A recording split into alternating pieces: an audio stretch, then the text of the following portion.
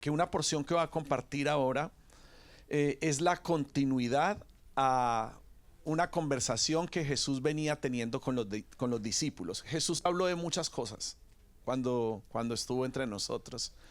No solo tantas cosas dice la Biblia acerca de los bienes naturales, pero Jesús habló y abordó muchísimos temas, que por eso la palabra de Dios resulta un texto tan útil para adquirir sabiduría y conectarnos con la naturaleza de Dios. Pero antes de esta porción de Lucas 17, Jesús venía hablando de administración, estaba tocando temas como la ley, que eran supremamente importantes, obviamente para su época. Estaba hablando de la manera correcta en la que las personas tenían que vivir. Estaba hablando del matrimonio y las relaciones matrimoniales. Se metió en ese tremendo desafío, hablar del matrimonio y las relaciones matrimoniales. Pero yo puedo interpretar que en Lucas 17 él empezó a hablar de la testarudez humana. Empezó a hablar porque si Dios quiere que vivamos una vida sin pecado, nosotros podemos insistir, ser testarudos en seguir con o acciones pecaminosas o patrones pecaminosos o carácter pecaminoso. Porque pecado no solamente tiene que ver con lo que tú haces, pecado también tiene que ver con lo que tú sientes. No es solo lo que se manifiesta, es lo que se siente en tu interior también. Y lo quiero leer textualmente en Lucas 17, del 1 al 5. Dice: luego dijo Jesús a sus discípulos: los tropiezos son inevitables. Diga conmigo: inevitables. Pero hay de aquel que los ocasiona. Más le valdría ser arrojado al mar con una piedra de molino atada al cuello que servir de tropiezo a uno solo de estos pequeños. Así que cuídense. Si tu hermano peca, repréndelo. Si se arrepiente, perdónalo. Aun si peca contra ti 7 veces en un día y 7 veces regresa a decirte que se arrepiente, perdónalo. Entonces los apóstoles dijeron al Señor: aumenta nuestra fe. ¿Por qué no decimos como los discípulos esta mañana? Diga: aumenta nuestra fe. Wow. Esto es un asunto de fe. Por eso la postura en la que estamos es una postura de fe, porque queremos que nuestra fe sea aumentada. Y cuando leemos aquí en la palabra de Dios, es bueno analizar algunas cosas que están contenidas allí. Cuando se refiere a esos pequeños, puede estar muy relacionado a las veces que nosotros subestimamos a otras personas. ¿Ha caído en esa tentación de subestimar al prójimo? Bueno, a eso se refiere cuando habla de estos pequeños. Cada vez que nosotros subestimamos a los otros, o incluso tener a una persona como menor, o como tratarla con menosprecio, tiene que ver con eso. Pero paralelamente, cuando habla de estos pequeños, también puede representar personas que están llegando a la fe, y nosotros ser piedra de tropiezo para los hermanos que son más pequeños, o incluso que están sirviendo al Señor en lugares más nobles, en lugares más sensibles. Hay de aquellos que puedan ser de piedra de tropiezo para aquellos que en el reino sirven en áreas donde aparentemente no son tan visibles, pero que podemos hacer tropezar a los demás con nuestros actos. Entonces, este texto tenía que ver con la intención de Dios, no solamente de infundir un espíritu correcto en los discípulos a los cuales les estaba enseñando, sino también quería que las personas pudieran entender y comprender cuáles son aquellas acciones pecaminosas que les estaban apartando de vivir una vida completamente alineada al corazón de Dios. Y qué increíble que la palabra nos diga esto, porque pienso que de alguna forma el evangelio para ha intentado quedar muchas veces bien con la gente.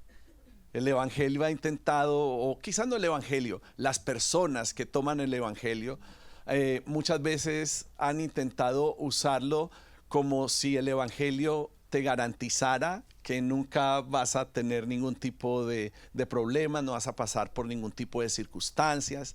Y la verdad es que la palabra de Dios aquí nos dice que los tropiezos van a ser inevitables. O sea, quien empiece a caminar con Cristo pensando que ahí empezó a vivir una vida bonita y que se va a arreglar todo y que todo va a ser un jardín floreciente, definitivamente necesita comprender que en la vida cristiana hay tropiezos, que en la vida cristiana hay sufrimiento. Y esto no tiene que ser como un motivo para asustarnos, porque si no estamos en Cristo también hay tropiezos y sufrimientos, pero es peor. Porque para los que estamos en Cristo, seguimos caminando con fe, con esperanza, y Dios está ayudándonos en cada una de las cosas que tenemos que hacer. Pero esos tropiezos pueden ser también trabas, pueden ser problemas, puede ser resentimiento que tenemos, heridas que nunca van a faltar. Pero la palabra de Dios dice, ay de aquel que los ocasiona. Y hace una advertencia muy fuerte. Hay de aquel que ocasiona estas cosas. O sea, la fuente o el conflicto, la fuente del conflicto o del dolor sí es importante. Se está hablando de perdón, pero está hablando primeramente de tener cuidado con la fuente que ocasiona el conflicto y los problemas en la iglesia.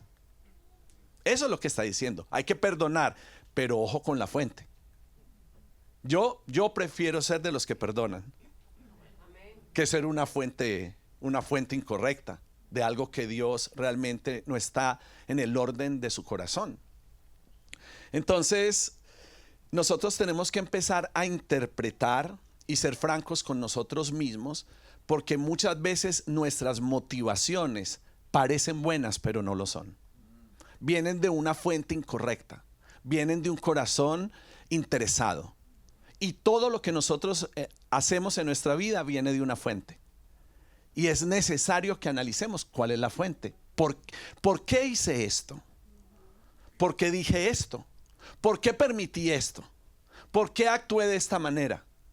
Y estarnos revisando constantemente. Porque la palabra de Dios nos invita más a mirarnos a nosotros mismos que a mirar a otros.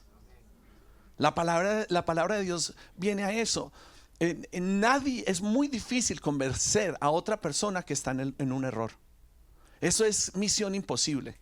Pero cuando el Espíritu Santo entra en acción, en un ambiente espiritual, Dios empieza a revelar las cosas y a mostrar cuál es el verdadero origen y cuál es la manera correcta en la que tenemos que actuar.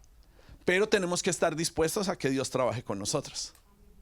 Si no dejamos que Dios trabaje con nosotros, obviamente Él es un caballero. Dios no va a obligar a nadie nunca. Él es un caballero. Ahora, si nosotros insistimos en patrones que Dios quiere cambiar en nuestra vida, ciertamente el Espíritu Santo, si nos ama y no nos considera bastardos, va a empezar a orar y va a empezar a operar para que haya transformación. Porque no nos podemos quedar toda una vida con el bagaje de lo que tenemos en Cristo, de lo que conocimos en Cristo, para pensar que nosotros no podemos ser más barro en sus manos. Y todos los que estamos aquí, no importa cuántos años lleven el Evangelio, necesita ser moldeado y transformado por el Espíritu Santo de Dios. Que nadie subestime a otros. Que nadie subestime la espiritualidad de otros ni los procesos de otros. Porque estará subestimando algo que a Dios no le causa ninguna gracia. Y es el principio, muchas veces, de errores que podemos cometer. Y de piedras con las que podemos tropezar.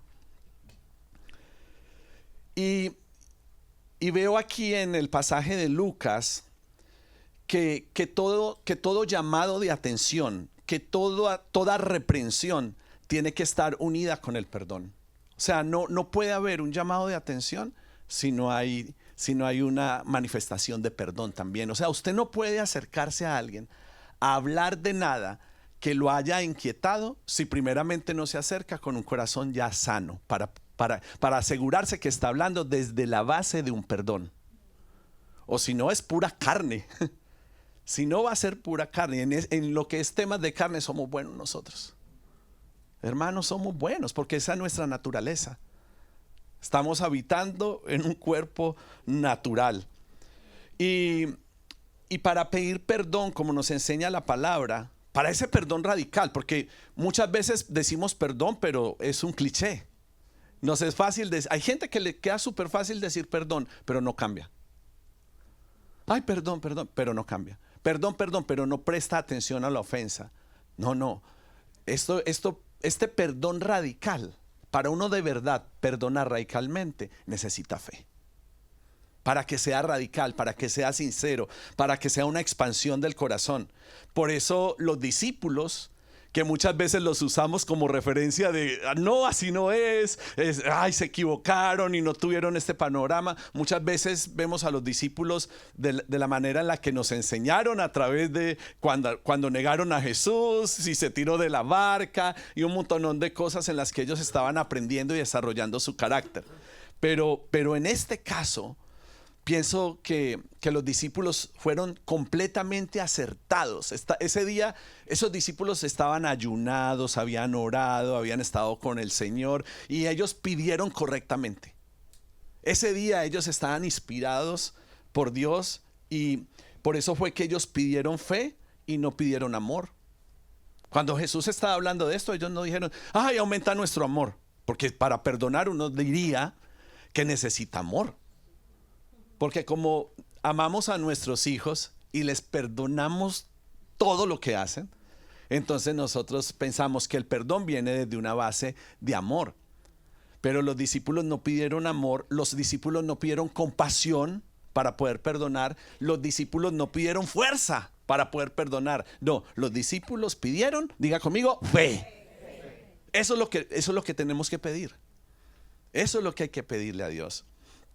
Y aquí hay algunas cosas importantes que me van a ayudar a colocar la base para poder traer una construcción en el tema de lo que debe ser nuestra espiritualidad correcta. El punto que nosotros tenemos que analizar no es si alguien pecó, porque es que todos pecamos. El punto que tenemos que analizar no es si pecó mucho, porque todos pecamos mucho. El punto no es examinar la falta o examinar el pecado, ni cuántas veces lo hizo, que para los fariseos tenía tanta importancia. Por eso el fariseo viene y dice, pero si son 7 veces, si son no sé qué, como esperando que en algún momento Jesús le dijera, no, ya después de la 5ª, brother, ábrase el parche. Eso ya no es con usted avance en su camino porque no se va a arrepentir. Entonces, claro, nosotros como seres humanos queremos que nos den como algún tipo de instrucción para saber cuándo podemos tomar otra dirección, porque eso es lo que queremos hacer. Nosotros queremos huir de todo lo que nos causa dolor. Porque nosotros de forma natural no buscamos el dolor. Por eso es que nos impacta tanto lo que Jesús hizo en la cruz, porque Jesús fue directamente al matadero. Y la posición de nosotros siempre es hacer juicio, siempre es sentar nuestro punto, siempre es establecer un precedente, empezar a llevar un conteo de cuántas veces me fallaste. Porque así somos. Esa es desnudar nuestra naturaleza carnal, es entender primeramente cómo somos para poder acudir al trono de la gracia y de la misericordia. Si nosotros no comprendemos nuestra completa naturaleza pecaminosa, entonces no vamos a podernos conectar con la hermosura de su santidad, conectarnos con su realidad y con el corazón de Dios. Entonces, más allá de si pecó, de cuántas veces lo hizo, el único valor que nosotros debemos de estar llamados a considerar es si la persona está manifestando arrepentimiento. Y para eso se necesita algo que es muy espiritual. Solo los que son tan llenos del Espíritu lo pueden entender. Se necesita discernimiento. Porque cualquiera puede decir perdón y seguir con la boca sucia. Pero una cosa es pedir perdón con un genuino arrepentimiento o a pedir perdón simplemente para seguir avanzando, para seguir corriendo. para seguir encubriendo la falta, para seguir encubriendo el pecado. Y el punto antes de nosotros poderle decir al Señor, aumenta nuestra fe, es tener el discernimiento si de verdad hay arrepentimiento. Igual hay que perdonar porque no tenemos que cargar con el muerto. Pero necesitamos ese discernimiento para ver si en la falta el arrepentimiento está involucrado. Porque si hay arrepentimiento, si ese ingrediente está, fin de la discusión.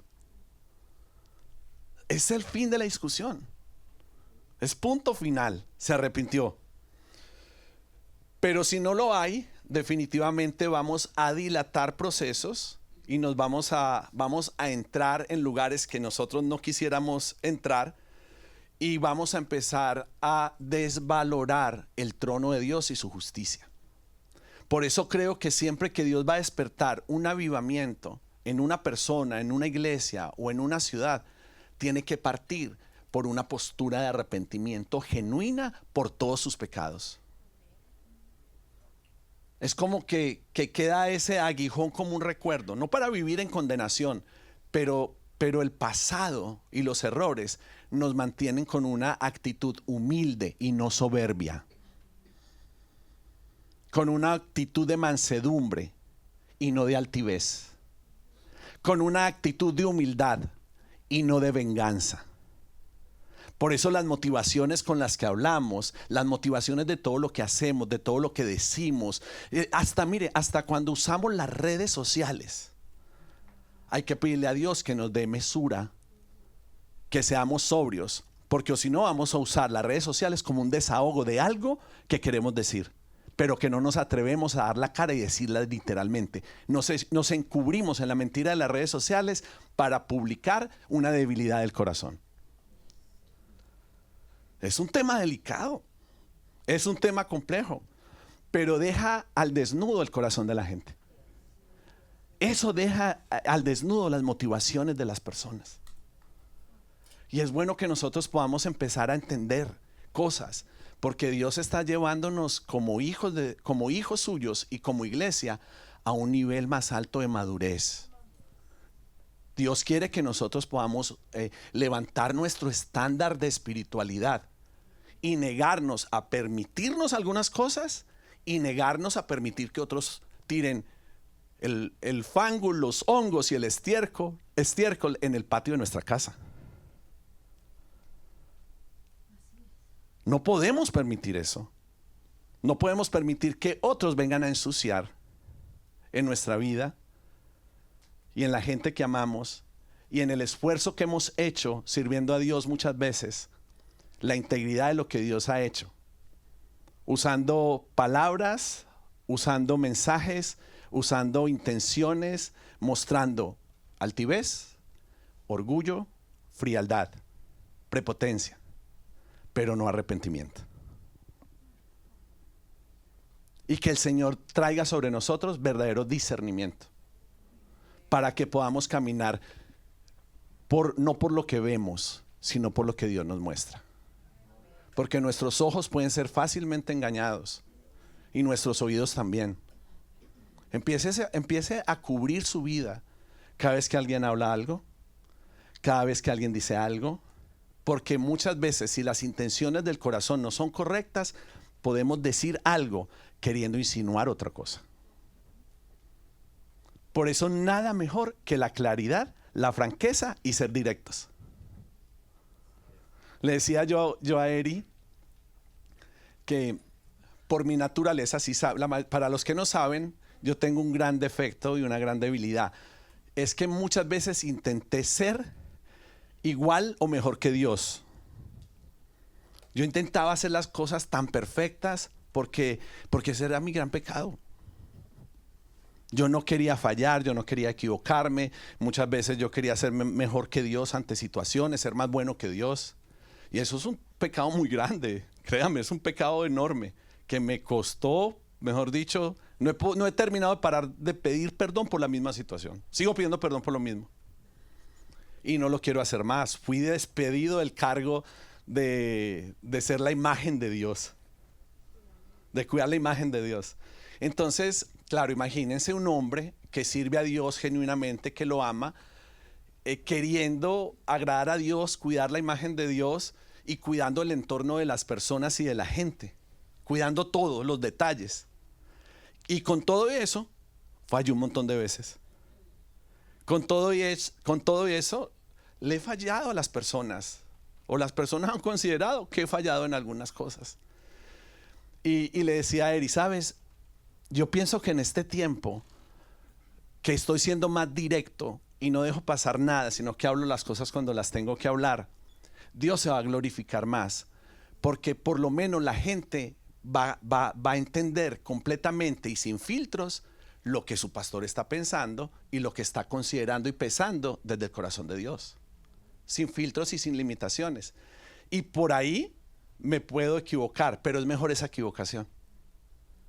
Es mejor que tropiece ahí, que caiga ahí, y que la gente tenga, que Dios me use para que ustedes aprendan de fe y para que ustedes digan, Señor, aumenta nuestra fe con respecto a nuestro pastor, y que Dios nos use para sus propósitos, porque Dios nos está usando, y que pidamos de la forma correcta y que podamos tener discernimiento de las cosas. Entonces necesitamos crecer en madurez para cuidar nuestro corazón, nuestro depósito, nuestro espíritu, y no permitir que nada ni nadie nos ensucie con respecto a lo que Dios realmente es.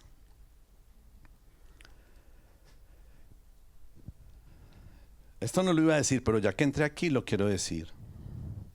Creo que es válido para este servicio, y si me entré ahí, no me voy a salir, lo voy a terminar. Y no lo pensaba mencionar así profundamente. Arrepentimiento tiene que ver con quebrantamiento. Iglesia, arrepentimiento tiene que ver con quebrantamiento.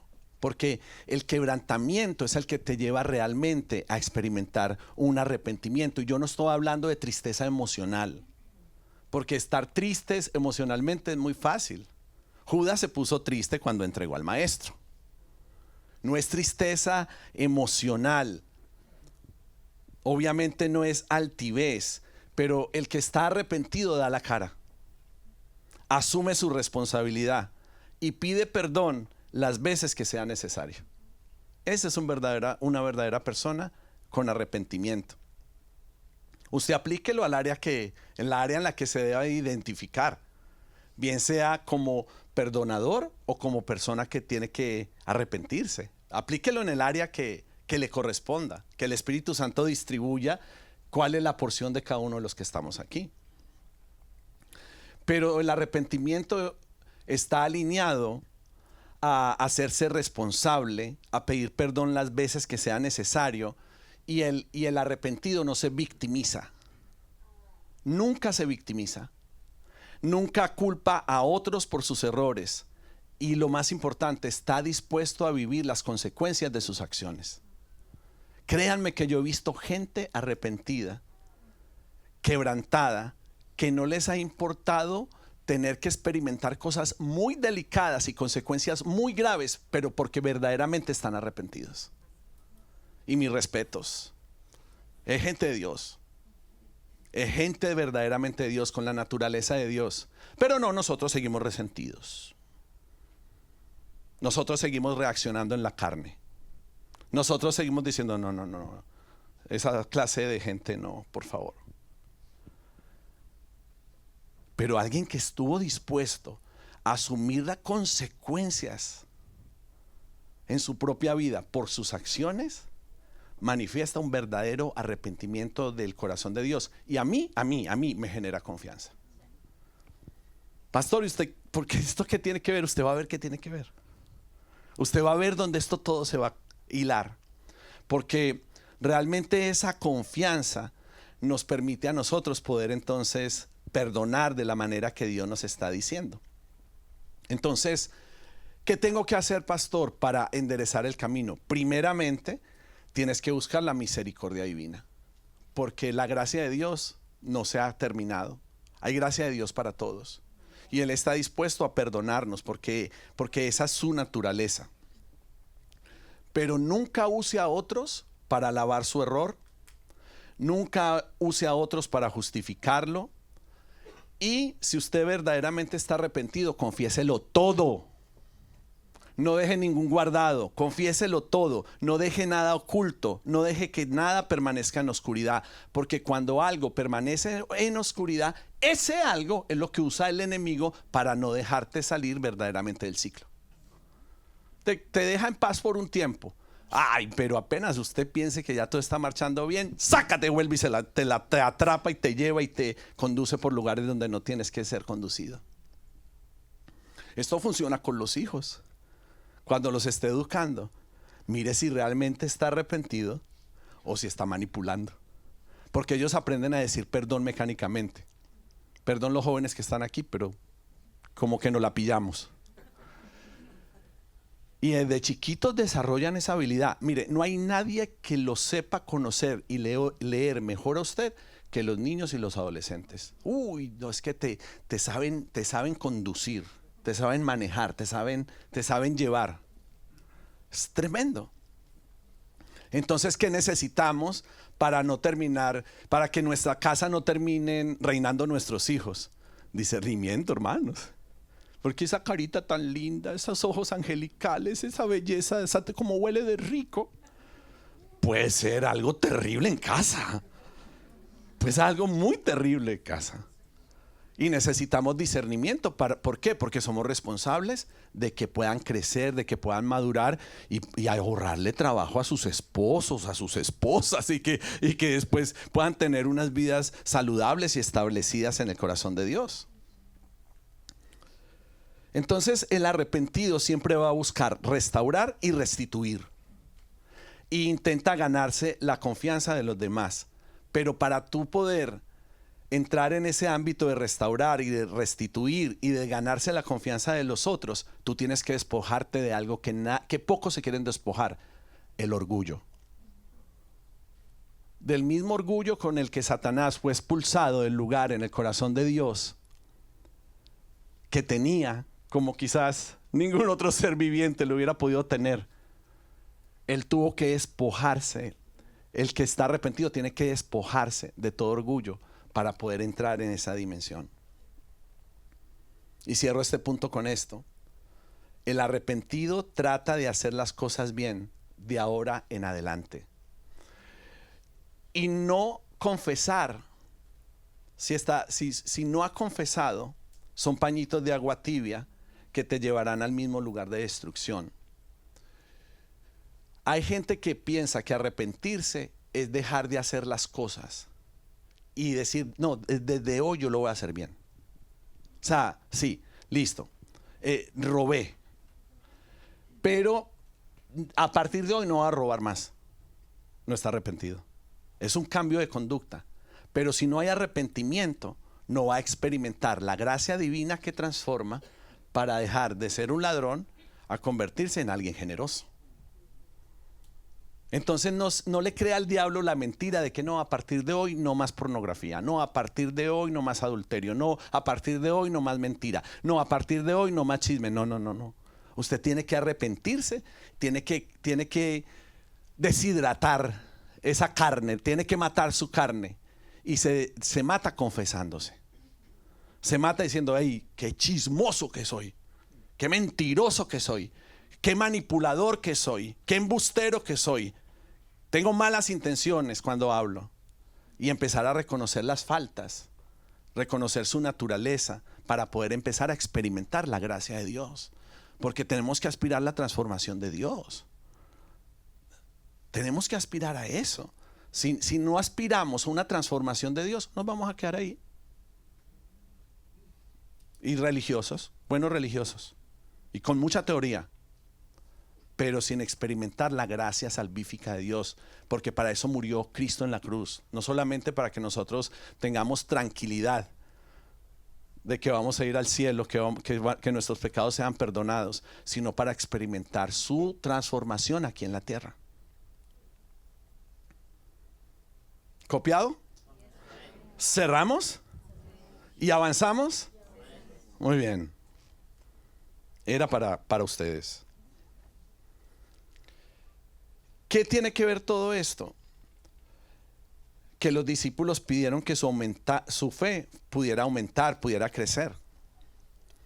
Pero esa fe no tiene que ver con la cantidad de fe, no tiene que ver con peso. Como que dame 1 kilo de fe, hoy quiero llevarme 1 kilo de fe, dame 2 kilos de fe. ¿Cuántos quieren 3 kilos de fe? No tiene que ver con peso, ni siquiera con cantidad. Tengo sacos medium, tengo sacos small, tengo sacos extra large. ¿Quién quiere llevar el saco extra large? No se trata de medidas y no se trata de peso. La fe no se trata de eso. La fe se trata de propósito y autenticidad. ¿Por qué? Porque la fe es un proceso de desarrollo. La fe es un proceso que se va desarrollando. No podemos tener menos fe ahora que cuando empezamos. Porque quiere decir que hubo un deterioro, que hubo un daño, que hubo un quiebre o que hay una fuga. Nosotros necesitamos, cuando empezamos a caminar con el Señor, empezar a un proceso de fe que nos va permitiendo subir y nos va permitiendo escalar y nos va permitiendo crecer. Por eso, el título de la prédica el día de hoy es La escalera para creer. Ese es el título del mensaje.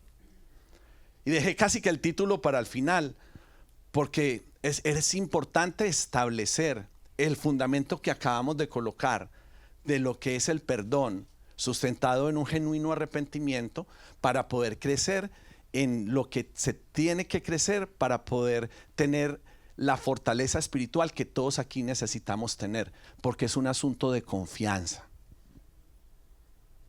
Todo esto es un asunto de confianza. Entonces la escalera para creer comienza con la creencia, sigue con la fe y termina con la confianza. Es el proceso en el que todos estamos. Se ha hablado hoy ya del sistema de creencias. Hay muchos que hemos asumido verdades absolutas en cuanto a la espiritualidad, porque un pariente nos dijo, porque otra persona nos dijo, porque estuvimos en alguna religión, porque hicimos parte de algún tipo de institución que nos estaba nutriendo y que nos estaba dando conceptos. El problema que yo veo en muchos cristianos es que se quedaron en creencia y en conceptos. Y hay buena teología, pero no han crecido en espiritualidad. Hay buenos conceptos, pero no se ha desarrollado el espíritu.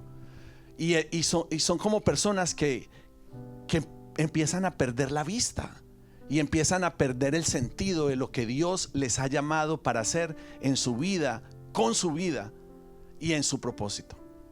Y Dios quiere que nosotros podamos ser alineados, introducidos, no solamente a conceptos, sino a atmósferas y a dimensiones y a ámbitos. Por eso es tan importante cuando nosotros estamos adorando. Por eso es tan importante las canciones que estamos cantando. Porque no se trata de cantar cualquier canción que nos gusta y empezar a elevar nuestra canción favorita, no. ¿Qué canción crea una atmósfera para que salgamos de aquí con un corazón encendido, que realmente no solamente crezca en fe, sino que crezca en confianza? Porque Dios quiere que nosotros tengamos confianza plena en quién es Él. Él no puede ser un artículo de domingo en nuestras vidas. Nosotros tenemos que aceptarle completamente para vivir alineados a su propia naturaleza. Entonces en esa escalera para creer, esa creencia que aparece ahí en la primera parte de la escalera, tiene que ver con conceptos mentales. Tiene que ver con conceptos que nosotros aprendemos. Quizás algunos de ellos son buenos y bíblicos, y por supuesto los vamos a valorar, pero eso se tiene que desarrollar para que podamos empezar a experimentar fe, porque la fe es la esencia exacta de la naturaleza de Dios. Es la esencia exacta de su naturaleza. Esa es la fe. Ese es el valor de nuestra espiritualidad. Esa es la razón de ser de nuestro cristianismo.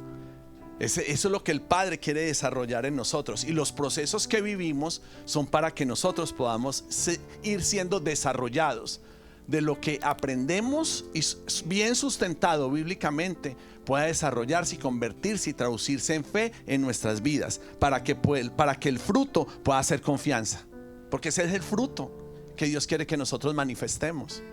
La confianza es la máxima expresión que podemos y debemos desarrollar. O sea, quiero decirle, usted puede desarrollar esa confianza. Y ahora, como segundo, quiero decirte, usted debe desarrollar esa confianza. Podemos y debemos. Diga conmigo, podemos y debemos. Podemos y debemos, Espíritu Santo. Porque la confianza es la que nos va a permitir seguir adelante, aun cuando nada parece favorable. Ahí es donde conecta con el perdón. Ahí es donde está completamente relacionada. Porque si alguien nos falta, pero se arrepiente, nosotros poco a poco le vamos a ir recuperando la confianza que teníamos en alguien que no creemos que pudiera desarrollarse. Pero nos recupera la confianza. Su actitud hace que recuperemos la confianza.